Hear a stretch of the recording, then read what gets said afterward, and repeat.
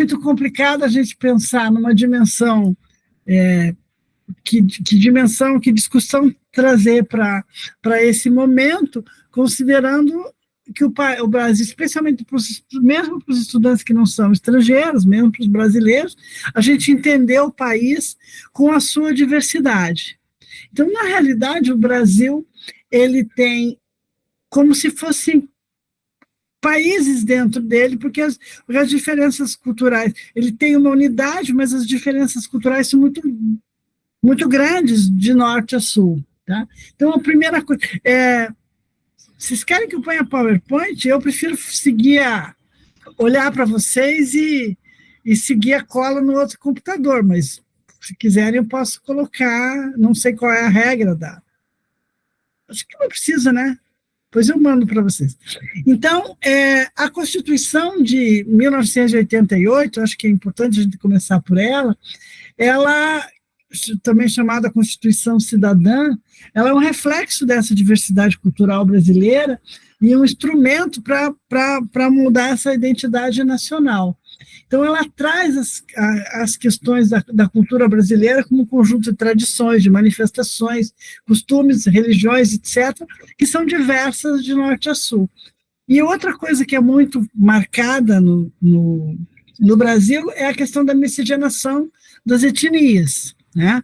Porque o Brasil foi um país construído por diferentes etnias, e isso forma a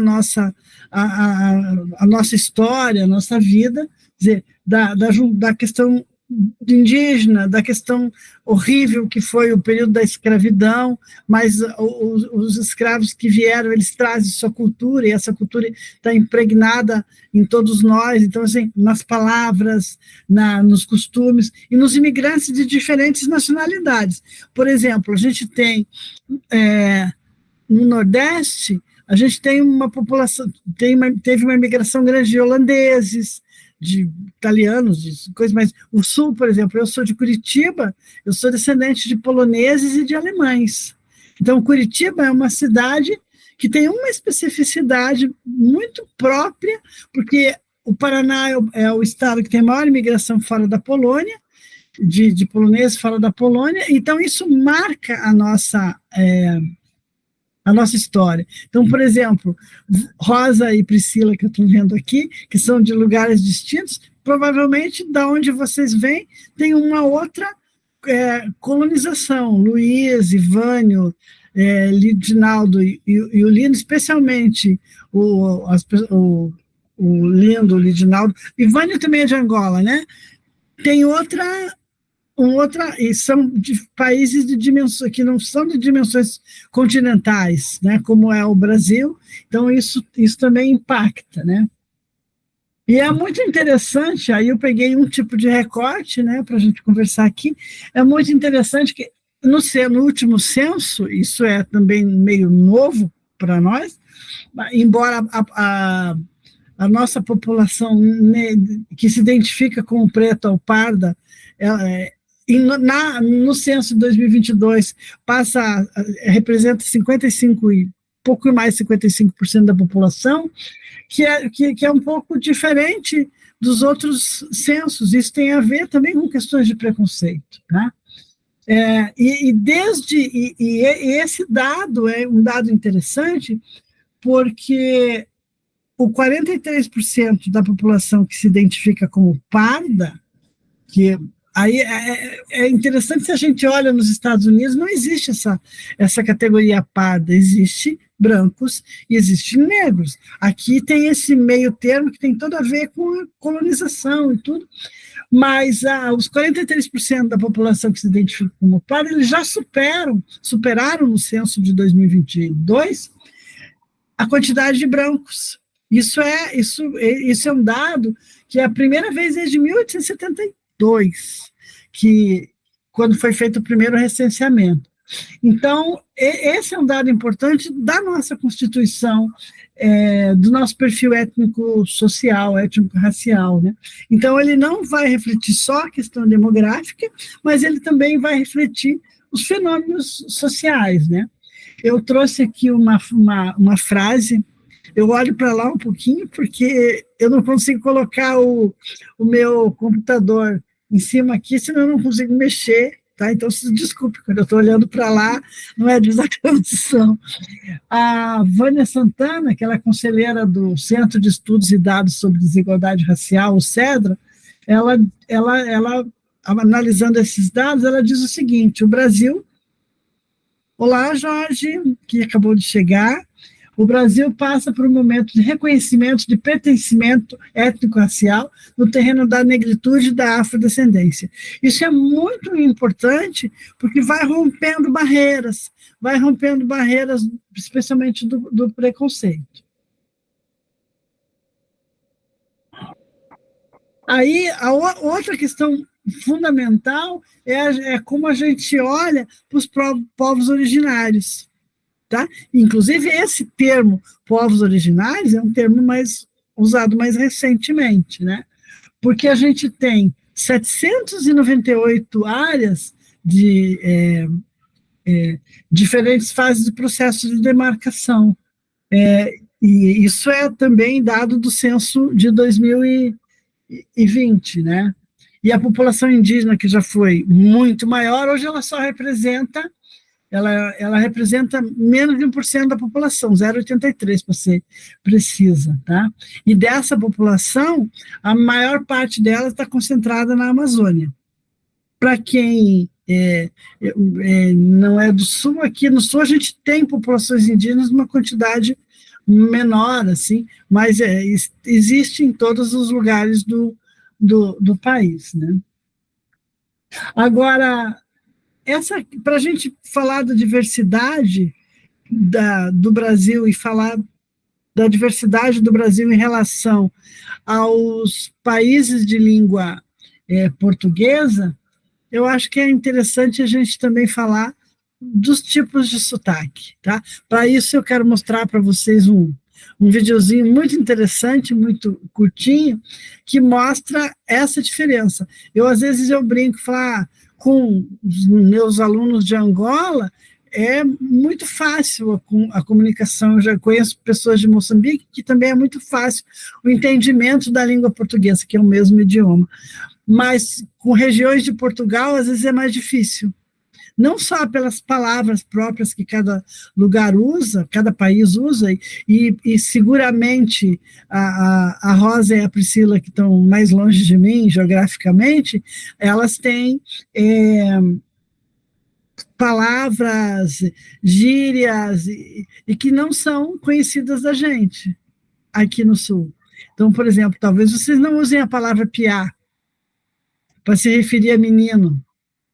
Talvez vocês não usem frio do janho, porque isso vem do idioma polonês. Janho é uma palavra. Vocês talvez não usem, ao se referir a um cachorro-quente, um sanduíche, né? Vocês falam salsicha. A gente fala Wiener, porque vem do alemão Wienerwurst. Então, são pequenas coisas que eu acho que são coisas muito interessantes, muito importantes, que constituem a cultura de um povo. Tá? Então, se nossos colegas aqui de Moçambique, de Angola e da Argentina comentarem isso que eu estou falando, a gente vai ver que existe uma diversidade de palavras que se usam, de sotaques, e isso marca essa constituição dos nossos povos. Eu vou só colocar sobre os sotaques, deixa eu ver onde que está. Agora, muita paciência, porque está tudo marcadinho, né? Mas...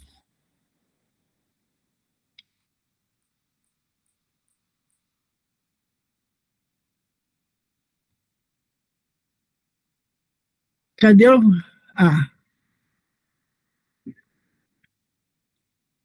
Aguenta aí. Estão vendo a tela? Uma língua, muito sotaque. A maioria dos clientes brasileiros são muito meus amigos. Todo mundo está vendo e está conseguindo ver e ouvir? Sim. Tá, deixa eu pôr no comecinho de volta. uma língua muito A maioria dos clientes brasileiros são muito meus amigos porque eu gosto do português. Até eu tento imitar a eles. Ganhar, dar uma cervejinha bem gelada, estupidamente gelada. Manda vir, pá, o carro. Ô, gente, como é que é? Tá tudo bom aí? Você tá podendo. E aí, meu? Cara, como é que é, cara? Falou. Nossa, imagina. Nossa o quê? Nossa Santa, Nossa Maria. Valeu. Aí eu sou Filipa, eu sou portuguesa e me dizem que eu consigo fazer um sotaque brasileiro um pouquinho bom. Bem, não sei se posso considerar bonito o sotaque que eu gosto. É o sotaque do angolano. É muito engraçado, falou do jeito muito engraçado. Aqui nós do Paraná falamos leite, carregando no E, né? Uai. Aí vai falar assim, uai. Ainda admira, uai. É, né? É a gíria de mineiro, né? As pessoas achavam que a fala que gaúcho era brabo, era, sei lá, autoritário, coisa assim. Nós temos uma fala que é em estacato, meio tangueira, assim, e ela termina pra cima, tipo, mas bah, capaz. Né? Que é um negócio mais seco, assim, mais batido, mais percutido. Por que você acha que o mineiro fala bom e não fala bom? Ah, porque é a língua, né? E eu sinto que o sotaque carioca, ele tá muito ligado à corporalidade do carioca. É como se existisse uma relação entre maxilar e quadril. Então essa malemolência do samba e do calor se liga diretamente ao maxilar e à embocadura do sotaque. Se é carioca não vai gostar que eu vou falar. O carioca, a linguagem do carioca. Carioca malandro. Então, quer dizer, o Rio é a síntese de todas as falas e por isso é a única região do Brasil. Eu sei que essa afirmação vai provocar irritações em quem assistiu esse documentário, mas é a única região do Brasil onde não existe sotaque. Sotaque é o dos outros. A gente percebe quando uma pessoa nasceu em São Paulo e percebe quando ele foi daqui e foi para São Paulo. Com 16 anos saí de Pernambuco e foi uma surpresa, porque eu via que o povo de São Paulo falava diferente. Todo mundo falando diferente, com um ritmo, uma cantiga muito diferente da minha. E eles diziam que era eu que falava. Muito se ele forçando a barra para ser um de São Paulo, né? Um paulista, mas a gente percebe que não é. Eu percebo bem os brasileiros. Sei que eles que falam como eu, têm um sotaque diferente do nosso, mas é igual. Por isso é que também foi Pedro Álvares Cabral que descobriu o Brasil. Um português, caramba. Não é?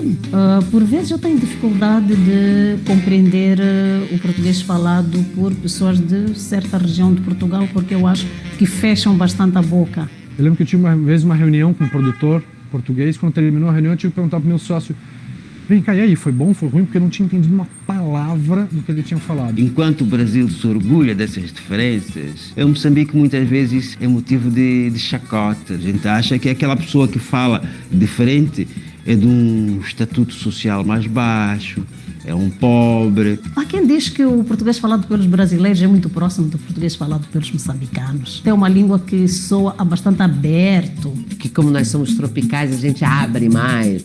Tem uma diferença, por exemplo, quem é de Santos e quem é de São Paulo, só por causa da praia. O Santos fala parecido com o carioca. E o paulista fala mais, né? Comportadinho. E Portugal é mais comportadinho ainda. É tudo fechado, é tudo rápido. O que eu acho do português falado no Brasil, eu acho que eles deviam melhorar um pouco. Mas tem uma especialidade no brasileiro, eles têm um sotaque muito convencedor, posso assim dizer, convincente. Falam com sotaque assim a descer, desfila, tem um desfile de falar. O brasileiro é tão... É tipo, é samba, entra no ouvido e fica. Muitas publicidades aqui são feitas mais no português brasileiro e que sempre dá aquele impacto e vontade de ir ao sítio, de comprar a coisa. Temos hábito de assistir novelas brasileiras.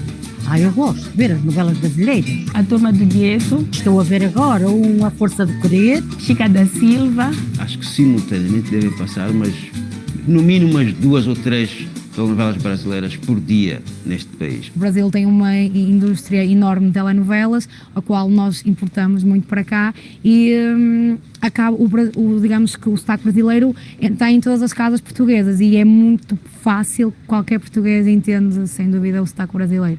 E a televisão teve esse grave problema de estigmatizar o carioca. Eu sou carioca, de estigmatizar o carioquês.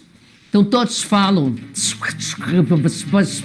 Aí você vê as novelas de época. Eu queria ir lá fazer. O que é isso no século XIX, né? Muitos artistas do sul do Brasil que foram para o Rio de Janeiro sofreram pressão para cantar chiado, para mudar o seu sotaque. Eu mesmo sofri essa pressão. Pô, por que você canta assim? Eu disse, bom, não sei cantar de outro jeito, vou estar representando um personagem que não sou eu, se não dá para ser, então vou voltar para minha querência, sabe? O teatro foi me exigindo um sotaque neutro, como se você precisasse atingir um território onde qualquer espectador pudesse projetar o seu repertório, e que o sotaque limitaria um pouco isso. Então acho que eu fui fazendo exercícios no próprio teatro que eu acredito que tenham neutralizado o meu sotaque. Eu encontro curitibano que eu falo, reconheci que você era curitibano pelo sotaque. E aí eu fico chocado, porque eu achei que meu sotaque era neutro. A gente só percebe o sotaque que a gente tem quando a gente sai da região que a gente tá. Diz que muitas das vezes a gente fala errado, eu digo, mas eu não tô nem aí.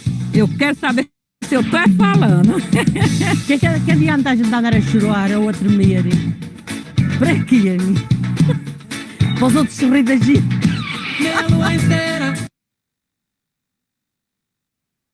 Cadê vocês? Espera aí. Já temos 23.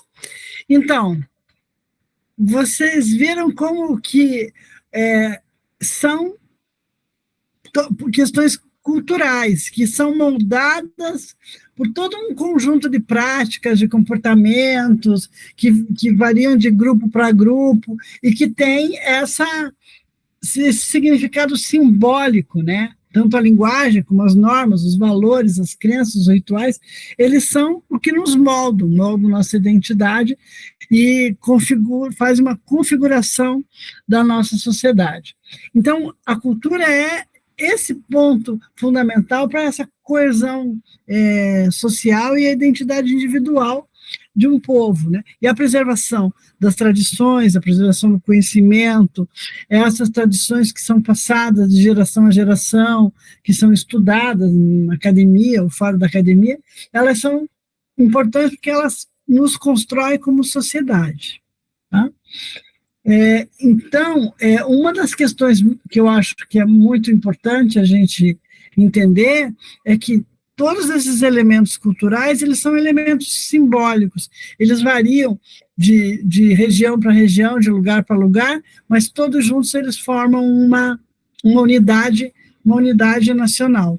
Então, isso eu acho muito importante a gente entender e a gente conseguir olhar, por exemplo, quando eu vou para o norte ou quando eu vou para o nordeste, eu estou diante de uma outra cultura riquíssima que vai somar com o que eu sei, que vai me ensinar coisas novas e tal. Eu acho que esse olhar que eu acho importante quando a gente está pensando nessas relações culturais. Deixa eu passar aqui para a minha colinha. Mas, pensando em um país tão diverso e tão continental como é o Brasil, a gente tem que também conhecer essa diversidade que é de norte a sul, tá? Porque a cultura é esse elemento de ligação, é o elemento que nos conecta e por isso é importante a preservação das culturas regionais. O que o Guilherme Weber fala ali, o teatro, a televisão, especialmente a televisão, exige uma linguagem neutra, é uma forma de quebrar, isso está mudando, inclusive na Rede Globo, hoje você já vê um repórter do Nordeste falando com sotaque nordestino, um repórter do Sul falando com um sotaque do Sul, tá? Porque isso é o que nos constitui, como que seguramente é o que constitui os outros países que estão aqui representados pelos alunos de outros lugares, né?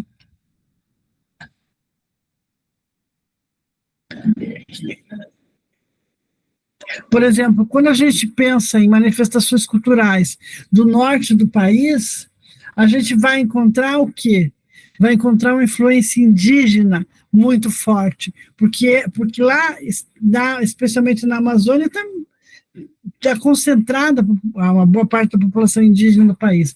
Então, isso vai influenciar não apenas as manifestações culturais, nas festas, mas vai influenciar na comida, vai influenciar nas frutas típicas da região. Então, por exemplo, o norte tem muito uso de peixe, de mandioca, diferentes tipos de frutas. Jambu, por exemplo, que aqui no sul se conhece, claro, porque as coisas circulam, mas não é tão comum você fazer um jambu com um tucupi, o jambu, que é um peixe específico de lá, como da mesma maneira de outros lugares que estão representados aqui nessa sala. Tá?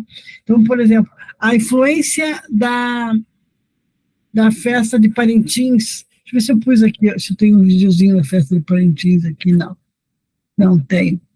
A influência da festa de Parintins é uma influência indígena, não sei se vocês já devem ter visto, na TV, ou talvez os nossos colegas estrangeiros não, mas é uma festa maravilhosa, tá? Mas é a influência focada na influência indígena e é a maior manifestação cultural do norte do país. Tá? O tambor de crioula, o Bumba Meu Boi no Maranhão, eles também são representativos dessa cultura, que no caso do tambor de crioula, o tambor de crioula, inclusive, é patrimônio da humanidade, né? Já. Eles representam muito esse significado da cultura negra, né? No país. Esse eu tenho aqui para a gente ver. Esse eu vou mostrar só um trechinho para vocês, para a gente estar identificado aqui com o tema.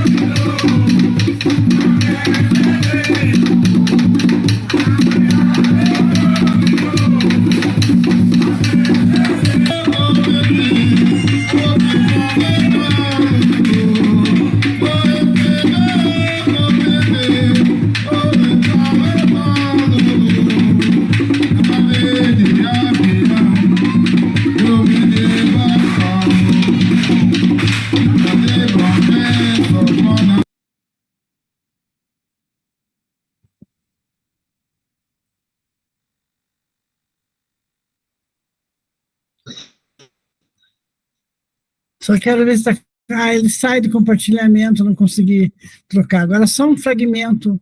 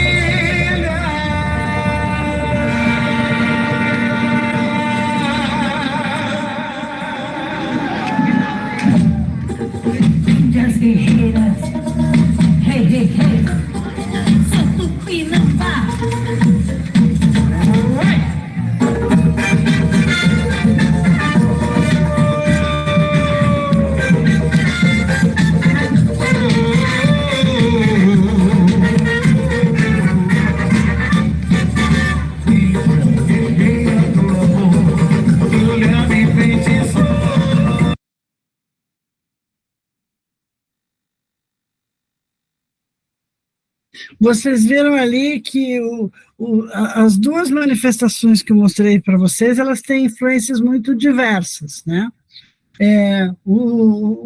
A festa o tambor de crioula, ele é mais comum no carnaval e nas festas juninas, mas tem festas de tambor de crioula o ano inteiro. E em 2016, uma lei federal, ela cria o Dia do Tambor de Crioula no dia 18 de junho. E em 2007, o tambor de crioula ganha o título de Patrimônio Cultural Imaterial Brasileiro, né? Então, é muito importante porque é o reconhecimento das instituições governamentais da riqueza dessa cultura. Então, se tem nessas duas manifestações, a gente tem as diferenças culturais que estão colocadas por essas regiões. A influência indígena, que se mescla com a influência negra, e a influência negra no tambor de crioula. Ali no Maranhão, o boi do Maranhão, ele também existe também um boi, que é parecido, mas não é a mesma coisa, em Santa Catarina, que daí vem de uma tradição dos imigrantes dos Açores, que vem para o sul do Brasil. E tem como é que chama? A dança lá dos Tamanquinha, fandango. Ah, sim, o fandango. O fandango, que é muito aqui do Paraná, que eu não tenho nada aqui de fandango, bem lembrado, Luiz, que é típico daqui, e também tem um pouco desse misto dos indígenas com os imigrantes do sul. Você lembra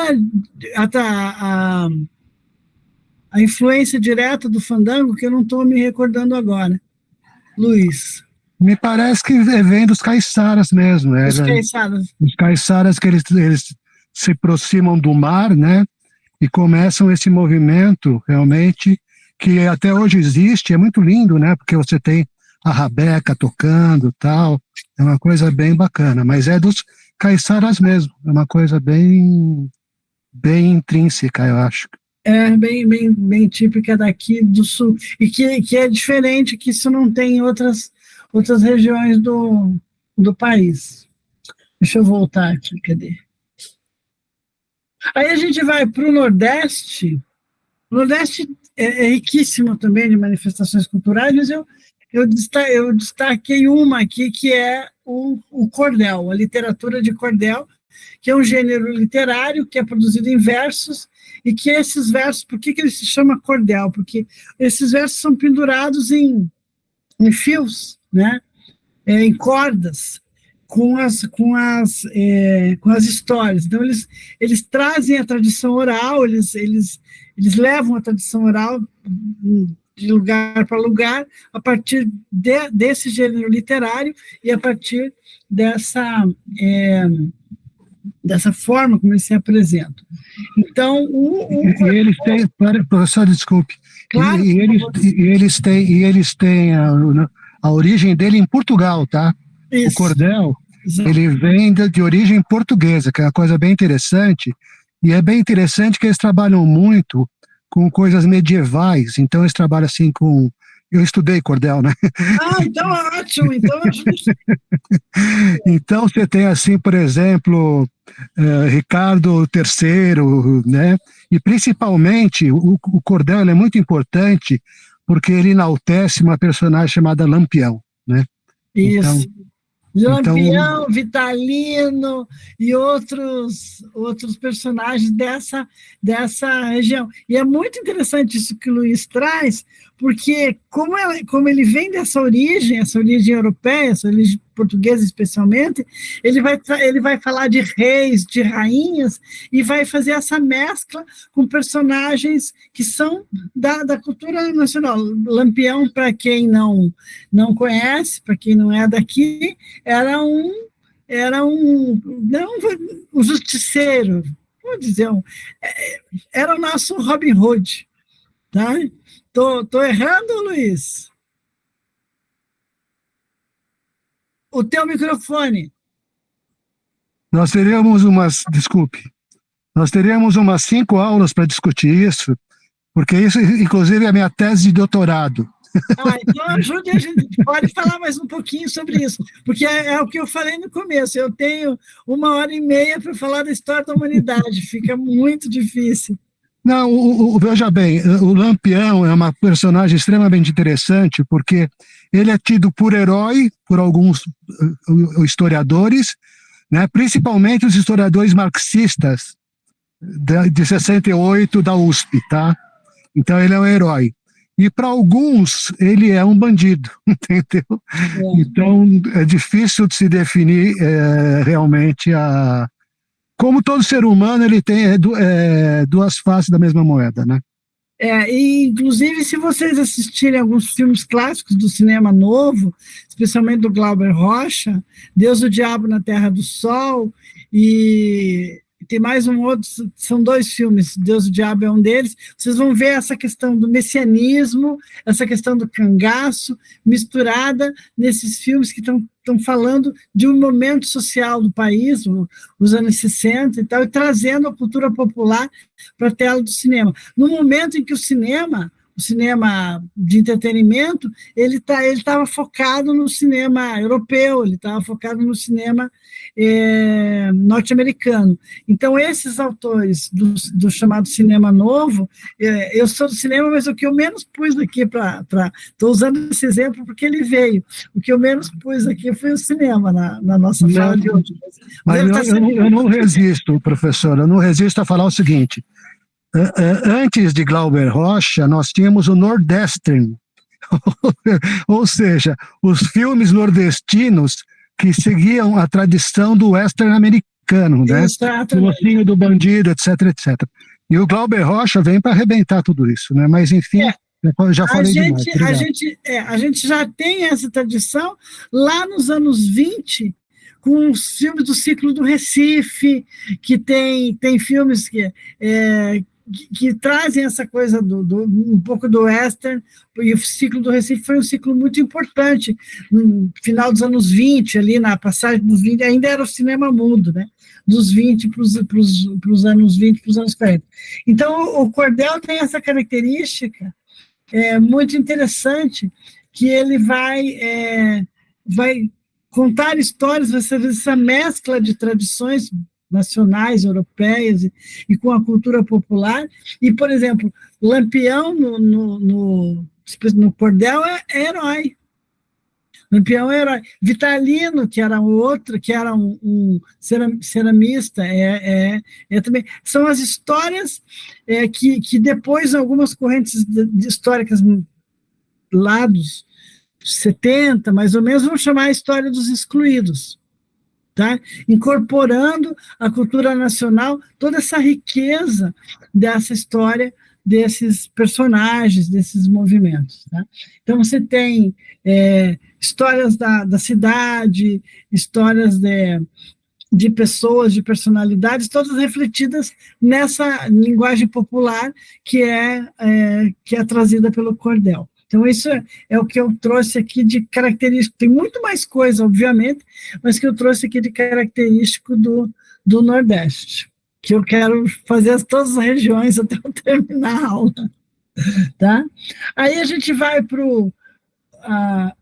eu não pus aqui. A gente vai para o centro-oeste, e aí você tem de novo essa mescla dos países fronteiriços, essa mescla dos povos indígenas, e aí a influência de Bolívia, de Paraguai, de Chile, principalmente Bolívia e Paraguai, em manifestações culturais e na culinária. Na culinária é muito comum, especialmente no centro-oeste, essa proximidade ali, essa incorporação da culinária, dos costumes dos países latinos que fazem fronteira com a gente, né? Especialmente aí, estou falando da Bolívia e o Paraguai. Por exemplo, o Mato Grosso é um lugar onde se toma muito mate gelado, que se chama tererê, que é delicioso. No sul do Brasil, se toma muito chimarrão, que é mate quente. E o sul do Brasil é uma área de produção foi muito grande, ainda é, de produção muito importante da erva mate.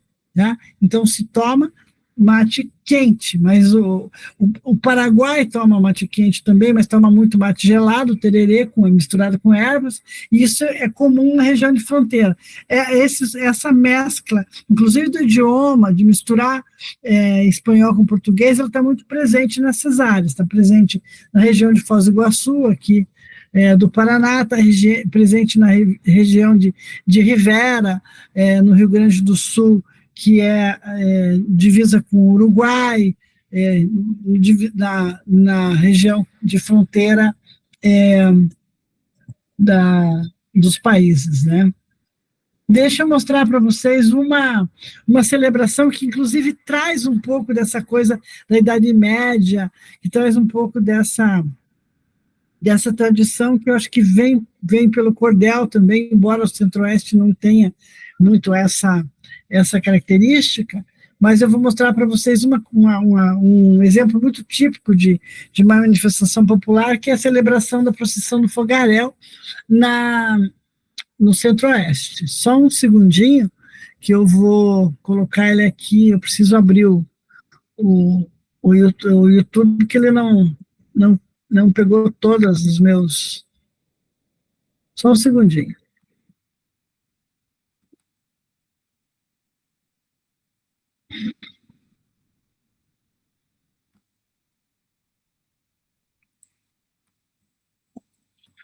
Já estou colocando lá.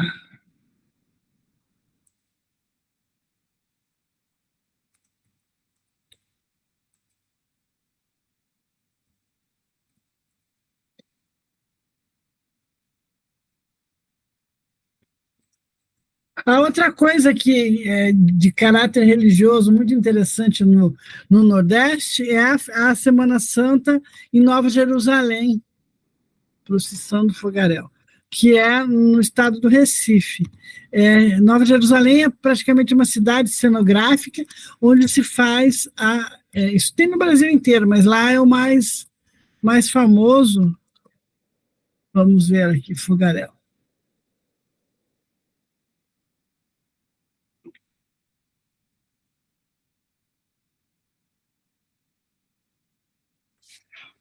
Só um segundo.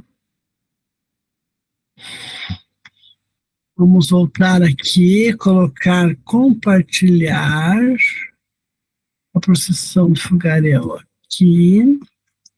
Agora eu venho aqui, abro aqui. Isso aqui tem um outro.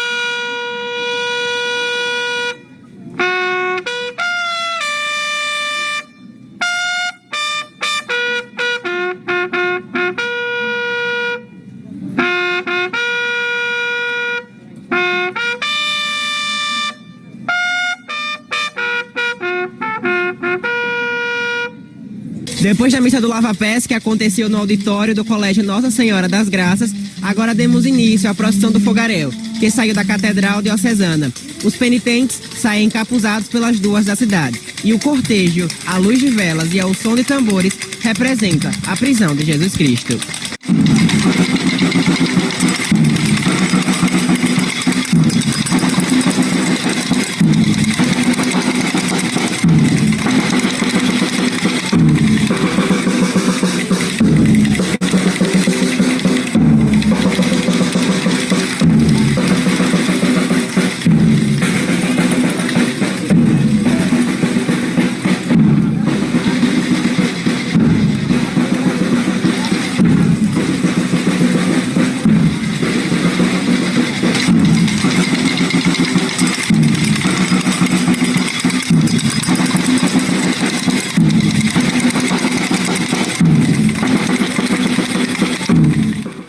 Que o Senhor, em sua infinita misericórdia, nos abençoe, concedendo-nos paz e saúde, em nome do Pai, e do Filho, e do Espírito Santo.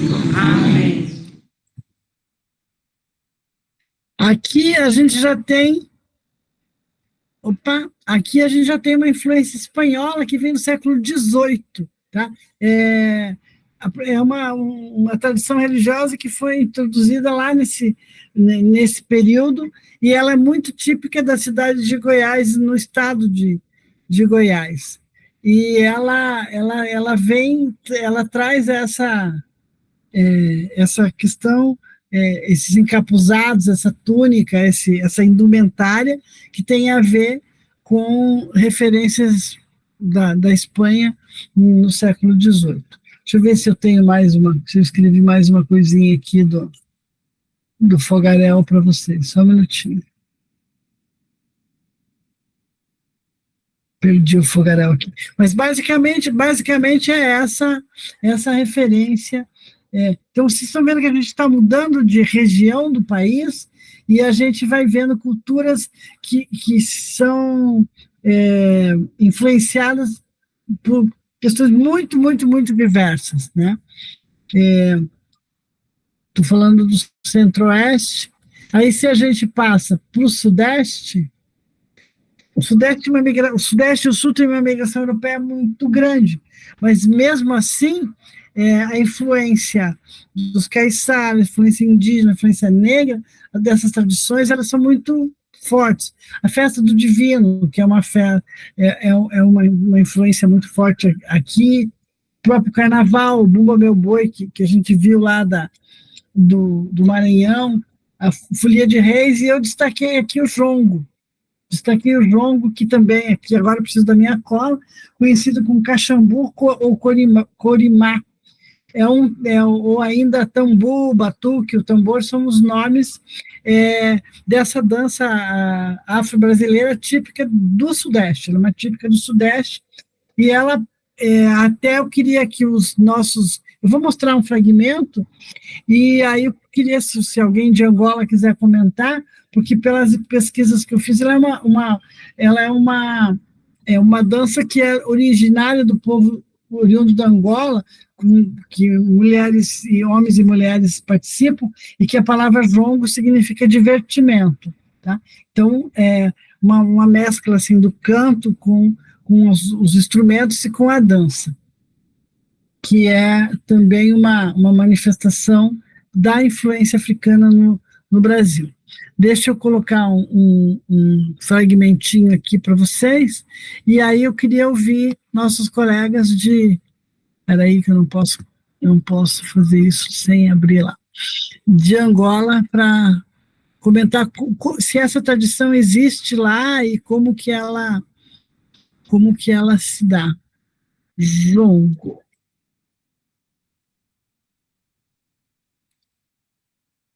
Só um minutinho que eu tenho um pequeno problema no meu computador, que a letra G está estragada já faz não sei quanto tempo, e agora eu não consigo escrever jongo aqui.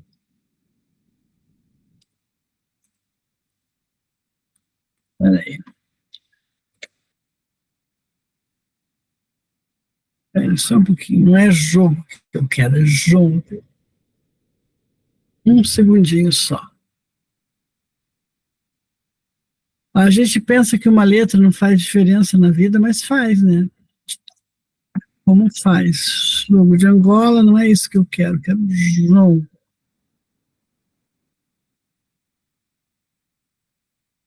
Só um segundo.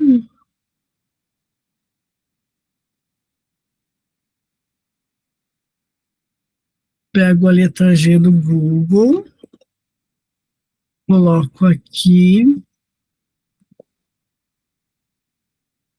Prontinho. Episódio jongo.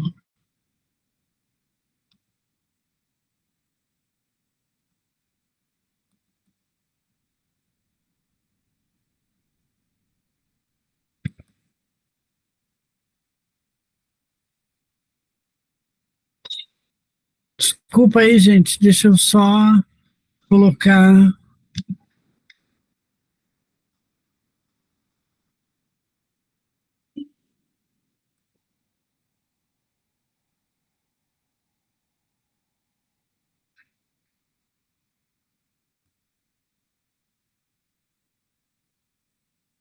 Aí. Todo mundo tá vendo?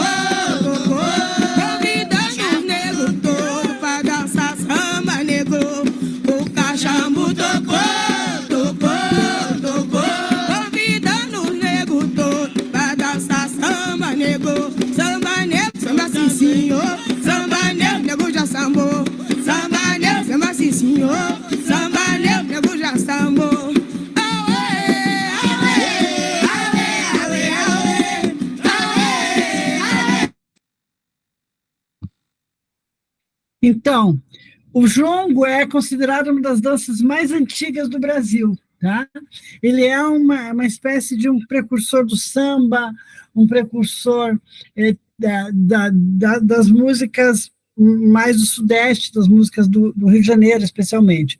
É também uma dança mais comum na época junina. É uma celebração à vida, o significado dela nos estudos é uma celebração à vida e um agradecimento aos ancestrais, aos avós, né, e tal, pela vida, pela continuidade assim das tradições, e tem uma influência muito forte na nossa cultura popular. Alguém de Angola quer me falar um pouquinho de jongo em Angola?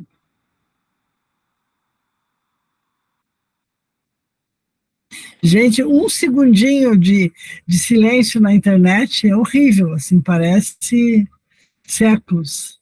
Quem é que gostaria de comentar?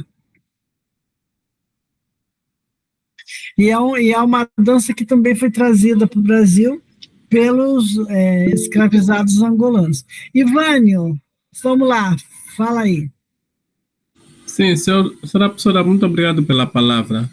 Sim, eu gostaria que a senhora professora falasse um pouco do candomblé e o impacto que tem na cultura brasileira. Do candomblé?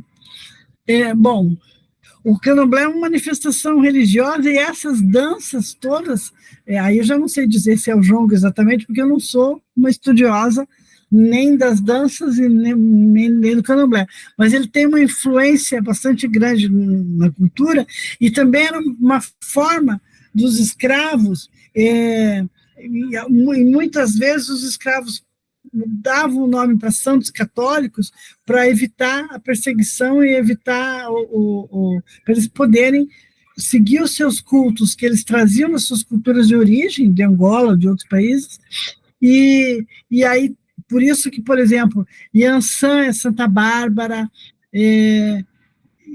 então essa meio maquiagem assim de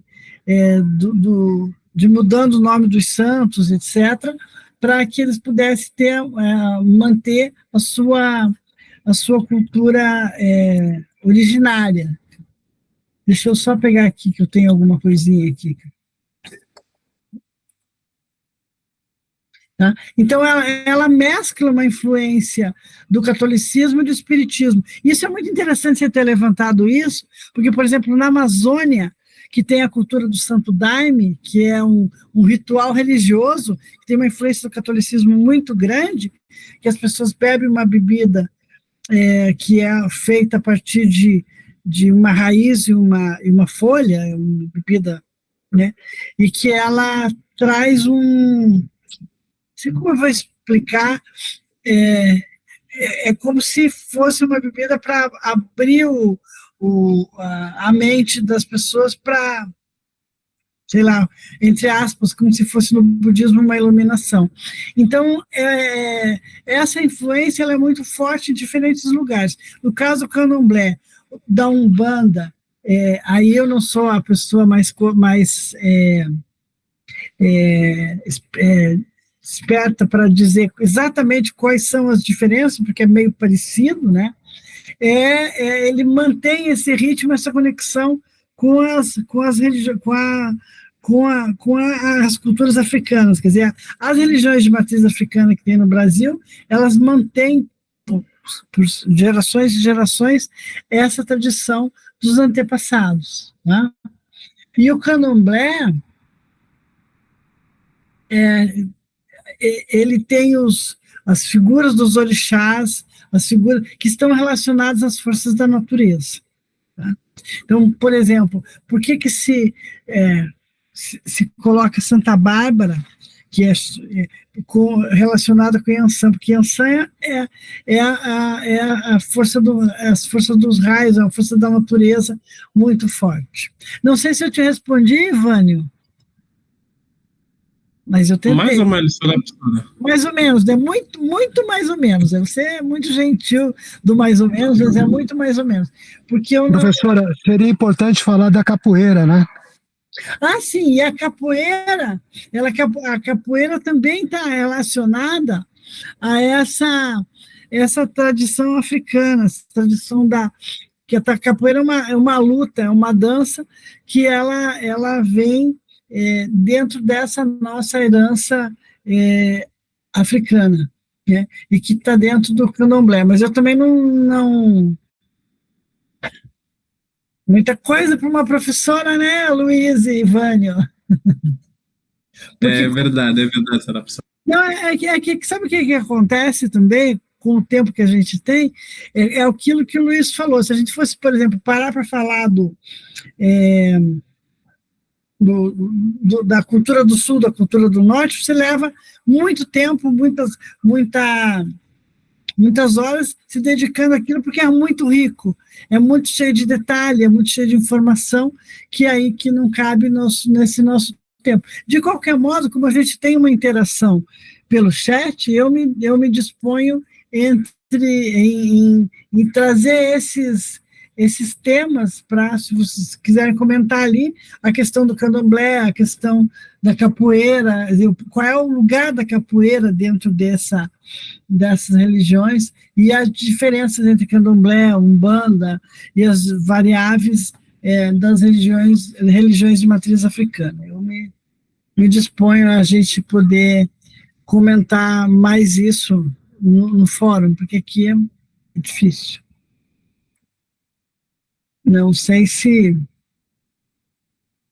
é suficiente, mas a ideia, o que eu tentei fazer foi um panorama. O que eu estou fazendo é um panorama cultural de diferentes regiões que são muito, muito, muito distintas, né? Isso vai se manifestar em na arte brasileira, na arte mais acadêmica, na literatura mais acadêmica, na arte popular, vai se manifestar na música, no cinema, em toda a produção cultural do país. Essas influências de base, elas estão presentes, tá? Então, se a gente tem essas influências no norte, no nordeste, no centro e no sul, no sudoeste, no sul a gente já tem uma cultura muito focada na imigração alemã, especialmente nas práticas de dança, nas práticas de culinárias, na arquitetura também.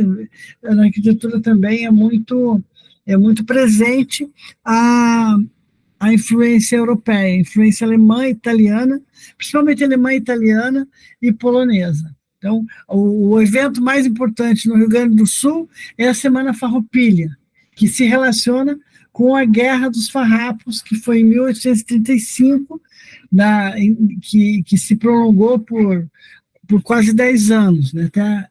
Então, é um marco dessa formação social e política do Estado. Então, o Rio Grande do Sul tem toda uma imagem de uma cultura muito própria, que tem muito a ver com essas características do Estado.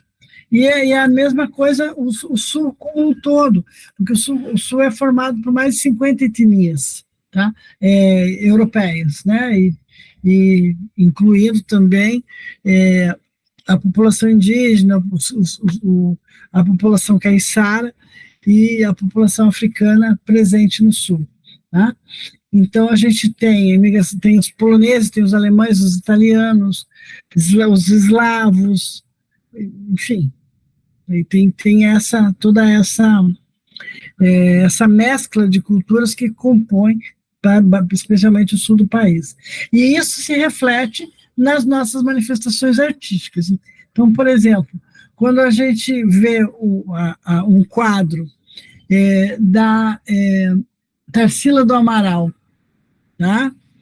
Que o Abapuru, que é um quadro de 1928, hoje ele está no Museu Malba na Argentina, é uma tela que reflete essa questão da diversidade num momento de um manifesto nacionalista, de um manifesto anti-europeu, especialmente anti-lusitano, que se dá no Brasil na década de 1920, tá?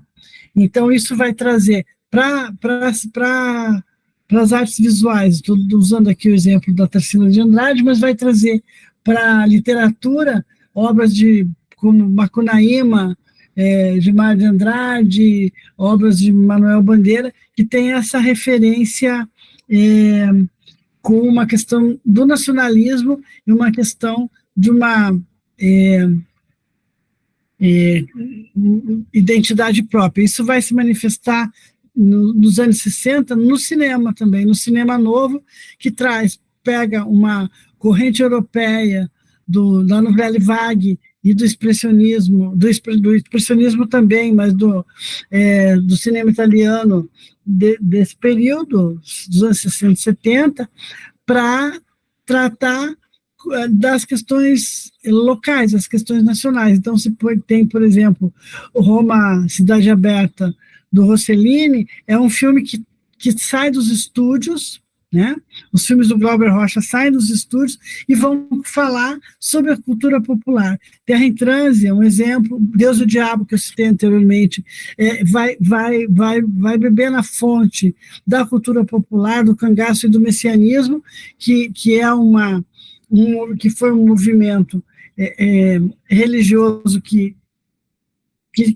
acontece no norte, que acontece no sul, num determinado período da história brasileira. Então, no caso da literatura, esse movimento ele vai trazer uma mudança, uma modernização da linguagem, uma inovação linguística, uma inovação narrativa, a partir de uma série de livros, mas especialmente Macunaíma, do Mário de Andrade, que o subtítulo é Herói Sem Nenhum Caráter. Então ele vai trazer, tem o filme também, baseado nessa obra, que ele vai desvendar esses elos culturais que nos unem do passado e do presente, entendido aí como a época da realização desses filmes e dessas obras, tá? Então, é um livro que é importante, Macunaíma é um livro fundamental para a gente entender uma evolução literária do Brasil e como esse sentimento desse momento, sentimento nacionalista, está presente nas artes brasileiras. Tá? Então, o filme Macunaíma é de 1969, dirigido por Joaquim Pedro de Andrade, baseado exatamente nessa obra literária, e ele vai trazer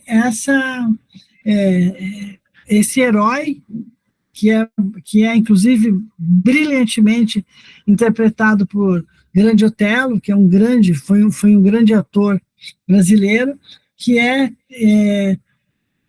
identificado como o herói sem nenhum caráter, o anti-herói, e que representa o povo brasileiro nessa sua constituição, do negro, do índio, do branco, dessa mistura toda da selva e da cidade, que é onde circula esse herói. Tá?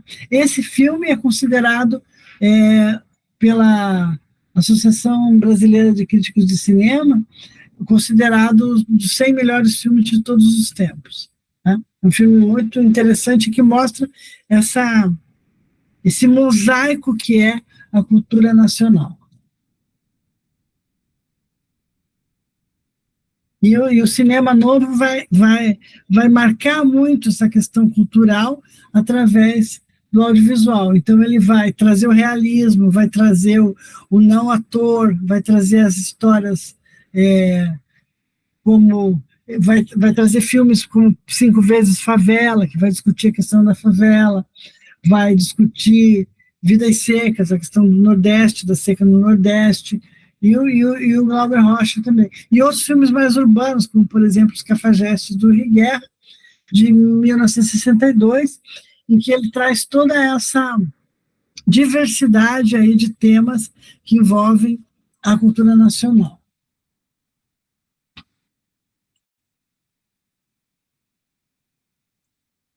Depois eu vou passar para vocês, eu fiz uma seleção de muitos links de filmes e de vídeos Eu vou passar para vocês.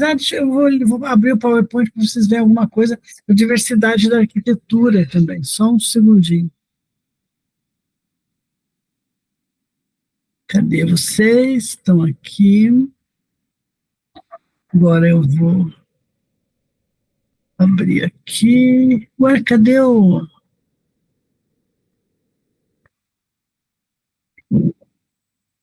Estou conseguindo compartilhar, por quê?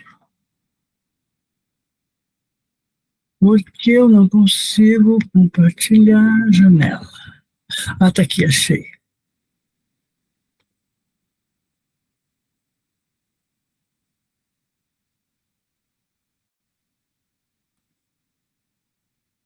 Deixa eu só colocar onde eu quero mostrar para vocês.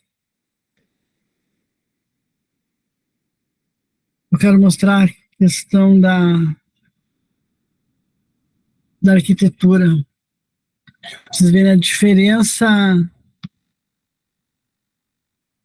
Peraí.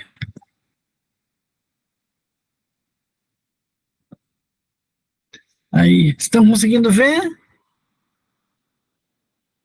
Ó, das casas indígenas, as palafitas, as construções do interior, do norte e do nordeste.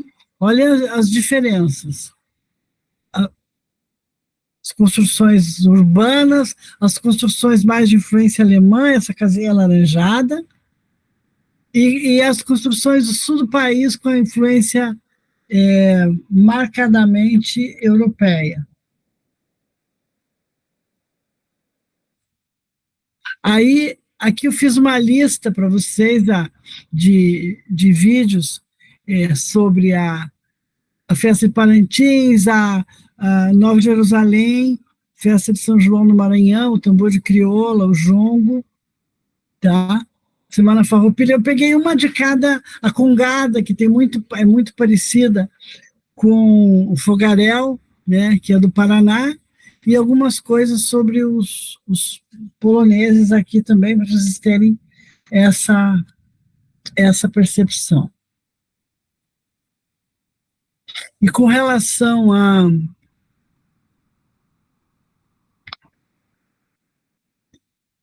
Cadê? Interromper o compartilhamento. Aqui. Bom, tem alguma coisa que vocês queiram me perguntar, que eu possa ampliar o que eu falei e tal?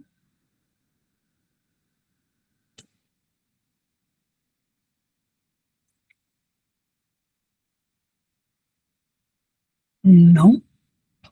Bom, eu vou colocar para vocês no Moodle, na plataforma, todas essas referências que eu citei, inclusive dos filmes, que eu acho que vale a pena vocês conhecerem algum desses filmes, e a gente pode ir comentando também. O que acontece? O cinema brasileiro tem muita reflexão sobre a nossa realidade, sobre diferentes segmentos da sociedade, e tem tido um lançamento de muitos, deixa eu ver aqui quantos filmes, entre 2023 e 2022, o público aumentou quase 20%, que denota o interesse do público brasileiro pelo cinema brasileiro. Significa que o cinema vai ampliando o seu mercado no circuito exibidor. O número de lançamentos de filmes de 2023, 2024 não tem o número, os relatórios recentes, mas 2023 foi cerca de 180, 200 filmes de longa-metragem, sem contar os de curta e média-metragem. Aí uma coisa que eu acho que é importante a gente também falar sobre como é que se configura as questões culturais no país, que é através do Plano Nacional de Cultura, que é um conjunto de princípios, de objetivos e diretrizes criadas para que se oriente as políticas culturais. Não sei. Então, isso está previsto na Constituição brasileira, E para que isso funcione, foi criado em 2010 o Plano Nacional de Cultura, tá? E esse plano, ele se estende até agora, 2024, e ele abrange todas as áreas culturais, desde a literatura à produção dos setores sociais, dos setores populares, dos povos tradicionais, dos povos indígenas, todos eles estão contemplados dentro do Sistema Nacional de Cultura. E hoje nós temos as leis de incentivo, especialmente a Lei Paulo Gustavo, a Lei Aldir Blanc, que propicia que os diferentes grupos que compõem a sociedade possam demonstrar sua cultura, trazer a sua cultura para outras, para que as pessoas conheçam. Tá? Então, o que está acontecendo agora em 2024, muito importante, é a revisão do plano do Sistema Nacional de Cultura e do Plano Nacional de Cultura. Então, desde junho desse ano, o Ministério da Cultura tem se reunido para debater os grandes eixos da cultura nacional, na Conferência Nacional de Cultura, que aconteceu em março desse ano, tá?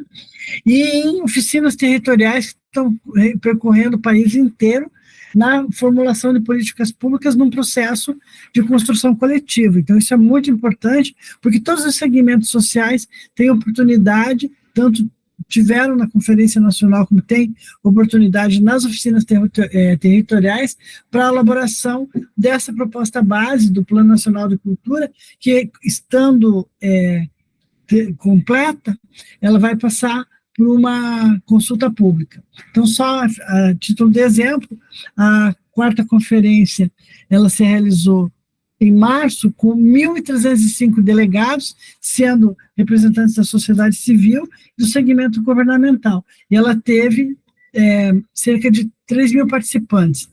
E a grande discussão dessa conferência foram eixos temáticos que envolvem, agora eu preciso dar cola, a institucionalização de marcos legais do sistema, a democratização do acesso à cultura, que é fundamental, e a participação social, a discussão da identidade, patrimônio e memória, a diversidade, a transversalidade de gênero, de raça, de acessibilidade. O outro eixo foi a economia criativa, pensando na questão do trabalho, da renda, da sustentabilidade, e o último eixo, que é o eixo 6, o direito às artes e às linguagens digitais, que é uma realidade, né? Então, em 2023 e início de 2024, já foram realizadas 12 conferências temáticas, em parceria com vários outros ministérios, com organizações não governamentais, e que foram preparatórias para essa conferência que eu citei, de março, que foi a 4ª Conferência Nacional de Cultura. Então, esse é um processo que está em curso, da revisão do Plano Nacional de Cultura, e que privilegia todas essas áreas, algumas que eu citei, outras que eu não citei aqui, porque, né? E é isso, gente. Estou aberta aí a perguntas, tá? Esses planos também têm o compromisso de criar políticas que promovam o protagonismo da cultura, que promovam a liberdade de expressão das comunidades locais, principalmente das comunidades locais, e é uma relação de fortalecimento dessas relações entre as pessoas, os espaços e as culturas específicas de cada lugar do país, e o conhecimento dessa cultura por outras regiões. Obrigada, Luiz. Gente, estou à disposição de vocês para a gente conversar pelo chat. Sei que nosso encontro foi pequeno, mas espero que vocês tenham aproveitado. E é um pequeno resumo da grande diversidade da cultura nacional. Mas a gente estou à disposição mais um tempo, se vocês quiserem perguntar alguma coisa que eu possa também responder, quiserem compartilhar conhecimentos das culturas específicas de vocês também. Não? Tá bom. Então é isso, gente. Muito obrigada. Foi um prazer imenso. E espero que a gente converse nos fóruns. Beleza?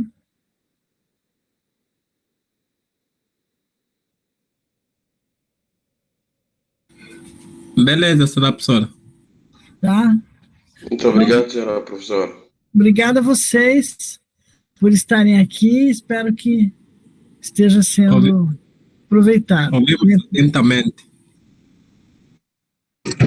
E eu estou aprendendo muito sobre a cultura de vocês, viu, Ivânia? Com os meninos que estão aqui, a gente vai trocando. É isso que eu acho interessante. Vai aprendendo coisas novas e vai vendo coisas que são muito parecidas. Assim, acho bem legal isso.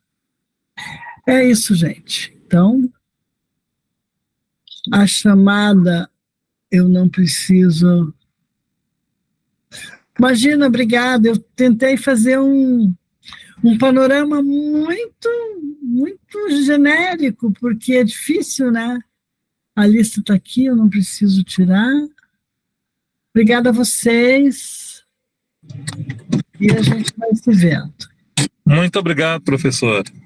Muito de nada. Eu vou ficar aqui esperando vocês saírem, que a professora é a última, igual o capitão do navio. Tá bom? Quem que está da TI aí? Não. Oi, Cosme. Eu preciso tirar a lista dali ou você tira? Ou fica salvo? Pode deixar ela assim mesmo, professor. Pode deixar? Pode deixar. Então tá bom. Obrigada, viu, pelo seu apoio. Nada. Espero que você também tenha aproveitado, se você estava aí o tempo inteiro. Estava aqui escutando. Tá bom? Beleza. É isso. Então, eu me vou. Tá?